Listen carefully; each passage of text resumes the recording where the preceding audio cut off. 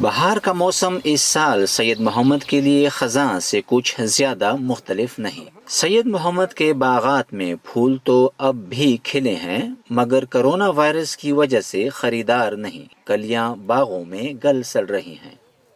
جب سے corona virus آیا ہوا ہے ہم نے ایک بھی پھول نہیں بھیجا۔ اپنے پھولوں کے فصل کو مرجھاتے ہوئے دیکھ کر بہت افسوس ہوتا ہے۔ پھول تو بچوں کے مانند ہوتے ہیں، اس طرح حالات تو ہم نے اس وقت بھی نہیں دیکھی جب یہاں دہشت گردی تھی۔ پشاور سے ملحقہ علاقوں کے کاشتکار شادی بیاہ اور دیگر تقریبات کے لیے گلنار، گیندا اور چنبیلی سمیت وسیع پیمانے پر گلاب کاشت کرتے ہیں۔ راحت گل گزشتہ 15 سالوں سے پھولوں کے کھیتوں میں کام کر رہے ہیں۔ فصل پر بہار رنگوں کے ساتھ ان کے خاندان کا رزق لے کر آتی تھی، جو اس سال کرونا وائرس نے ان سے چھین لیا۔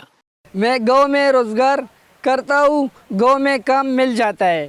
اس دفعہ زندگی میں پہلی بار روزگار چھن گیا۔ بدقسمتی سے کہیں اور بھی نہیں جا سکتا، ٹرانسپورٹ پر پابندی ہے، حالات بہت خراب ہے۔ ان سرسبز و شاداب پھولوں کے کھیتوں سے آدھے گھنٹے کے فاصلے پر پشاور شہر واقع ہے۔ کاشتکار ہر صبح تازہ پھول توڑنے کے بعد گاڑیوں پر لاد کر شہر لاتے تھے، جہاں سے یہ نہ صرف اندرون شہر بلکہ پاکستان کے دوسرے حصوں میں بھی بھیجے جاتے ہیں۔ میر عالم گزشتہ کئی سالوں سے پھولوں کی مرکزی منڈی رامداس میں تھوک کا کاروبار کر رہے ہیں۔